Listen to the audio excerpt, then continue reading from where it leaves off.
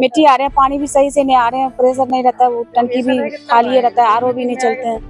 आता ही नहीं है, थोड़ा सा आता है बस, चला जाता है, फिर काम रह जाता है करने के लिए। और फिर उसके बाद में जब वहाँ से शुरू होता है तो दोपहर में। आज 8/7/2024 ये देखिए सेक्टर B51 में। खोलिए पंडित जी जरा, खोलो, ये बाहर का पानी का वो है, टूटी है। और सुबह के 8:15 हो रहे हैं। अब देखिए यार, पानी का प्रेशर तक नहीं आ रहा। ये मेरा पाइप है पूरा। ग्रेटर नोएडा के बीटा 1 सेक्टर में जो एक पुराना सेक्टर है और माना जाता है डेवलप सेक्टर है, लेकिन आज यह सेक्टर बुनियादी समस्याओं से जूझ रहा है। पानी, जल, जो एक बहुत ही हमारे जीवन का जो है बहुत ही इंपॉर्टेंट जो है कंपोनेंट है। पानी, उसके बिना कुछ नहीं है, जल ही जीवन है। लेकिन आज बीटा 1 सेक्टर जल के संकट से जूझ रहा है। और खास करके हमारे साथ बीटा 1 की कुछ महिलाएं हैं, क्योंकि महिलाओं का जो है जो जल पानी का जो है बहुत काम होता है।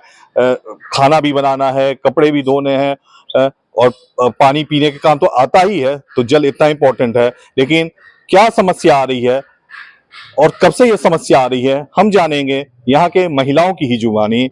जी, क्या नाम हुआ आपका?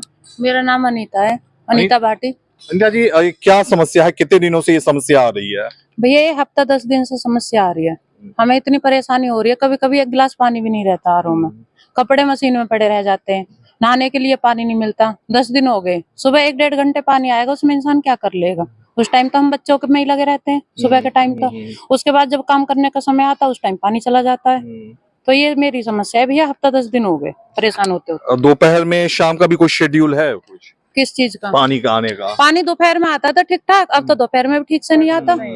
दोपहर में कभी आता ही नहीं है, कभी आएगा तो थोड़ा बहुत देर आएगा, फिर चला जाएगा। मतलब 10 दिन से तो ये लगा लो ना, तो सुबह की कुछ पानी की वो आ रही है सप्लाई ढंग से, ना दोपहर में आ रही है। तो सप्लाई जो है रात को भी चला जाता है भैया, रात को भी 8-8:30 बजे पानी चला जाता है। पहले 10 बजे पानी जाता था, अब तो रात को भी 8-8:30 बजे पानी चला जाता है। रात के बर्तन हमारे पड़े रह जाते हैं। और टंकी का हमें पानी नहीं चढ़ता सप्लाई का, तो टंकी खाली रहती है। तो कुल मिला के पानी तो आ रहा है, लेकिन उसका शेड्यूल जो है, जो टाइम ड्यूरेशन है, उसमें कमी आई है। और जो प्रेशर है उसमें भी कमी आई है। और भी कुछ महिलाओं से जानते हैं। जी, नाम आपका? बंदना मिश्रा।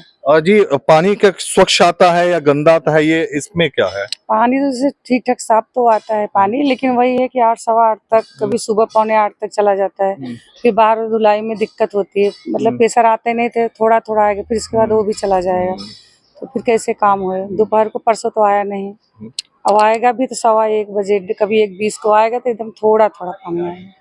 लेकिन कुछ जगह हमने देखा, तो कुछ वीडियो भी हमारे पास आए जिसमें पानी के गंदगी की भी समस्या देखने को मिली। तो हो सकता है वो जो लाइन हो, वो रो है, वहाँ पे प्रॉब्लम हो। मिट्टी आती है। अच्छा, मिट्टी आ रही है? हाँ जी, मिट्टी आती है पानी में। नहाने के लिए जाओगे, पानी भरो तो उसमें मिट्टी आती है। भी आ रही है? हाँ, मिट्टी आ रही है, मिट्टी आ रहे हैं, पानी भी सही से नहीं आ रहे हैं, प्रेशर नहीं रहता है, वो टंकी भी खाली रहता है, आरओ भी नहीं चलते हैं।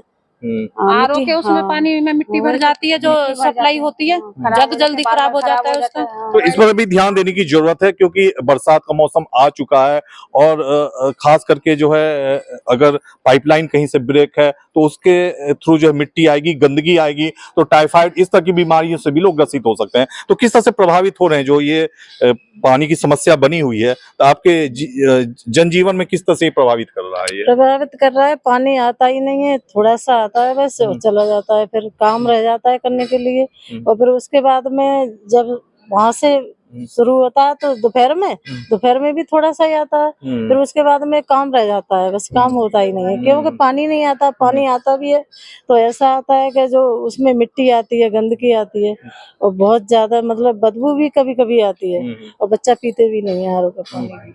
तो लगभग यही समस्या बनी हुई है। बिल्कुल यही है पानी, क्योंकि फर्स्ट फ्लोर तक तो चढ़ नहीं रहा है हमारा, 3 मंजिल तक टंकी में पानी जा ही नहीं पाता है।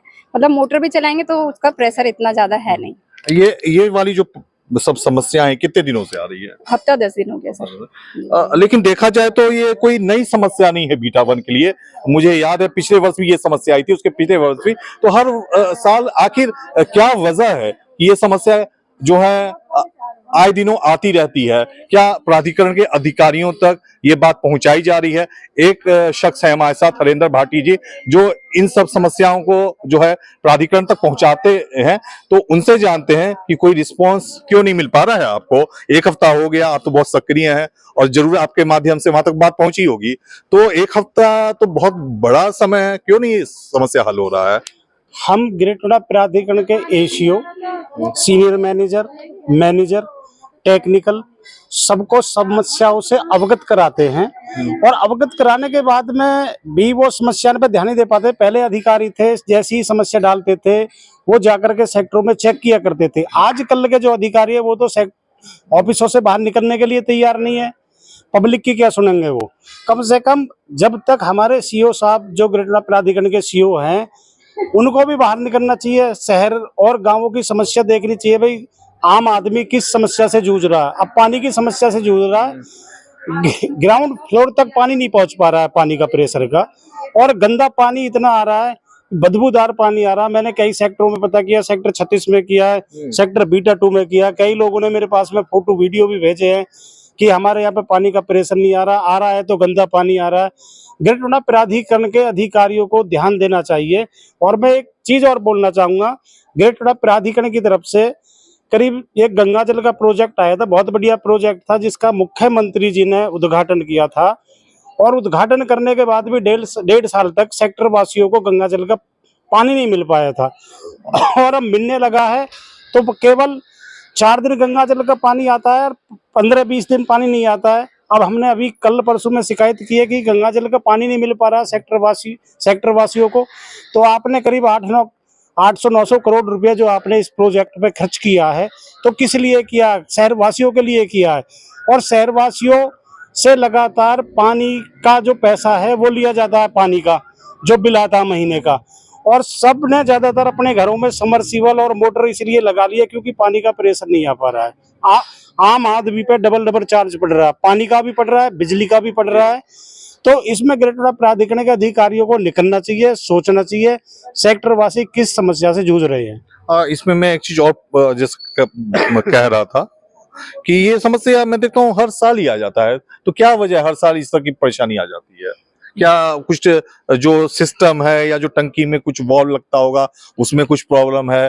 क्या जैसे गंदगी आ रही है तो पाइपलाइन में कुछ कमी है जिसके कारण वहां पाइपलाइन फट जा रही है और उसके थ्रू गंदगी आ जा रही है? ये क्या मतलब, ये हर साल क्यों ये चीज जो है रिपीट हो रही है? कभी कभी होता क्या है, जो यूजीआर पे मोटर्स लगी होती है, बड़ी वाली मोटर, जिनसे यूजीआर में पानी भरा जाता है, टंकियों में पानी भरा जाता है, जो कि सेक्टरों में आता है इकट्ठा होकर के।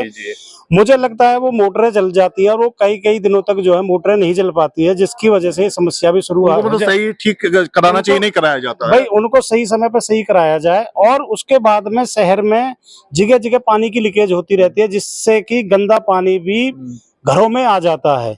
और कहीं कहीं पे तो इतनी लीकेज है कि बीटा 2 में जाएंगे अभी आप जे ब्लॉक में, तो वहां पे तो पिछले करीब 15 दिनों से लगातार गंदा पानी आ रहा है। मेरे पास में रोज वीडियो आ रही है, फोटो आ रहे हैं। तो ग्रेट नोएडा प्राधिकरण के अधिकारी केवल वहां पर जाते हैं, नाम के लिए देख करके चले जाते हैं, उनकी समस्या का समाधान नहीं हो पा रहा है। हम अब मजबूरन, मुझे लगता है कि सांसद, विधायक और हम मुख्यमंत्री तक भी पहुंचेंगे अगर इसी तरह की समस्या रही। जब ड्रीम प्रोजेक्ट का जो उद्घाटन मुख्यमंत्री कर सकते हैं तो पानी क्यों नहीं दे सकते? जी धन्यवाद।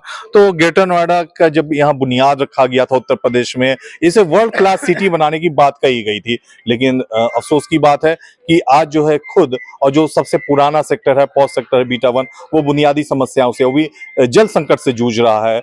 निश्चित रूप से जो अधिकारी हैं उनके जो आंख बंद है एक हफ्ते से, कान जो है बंद है, वो खुलने चाहिए। अपने साथी मनोज के साथ रोहित प्रियदर्शन, ग्रेनो न्यूज।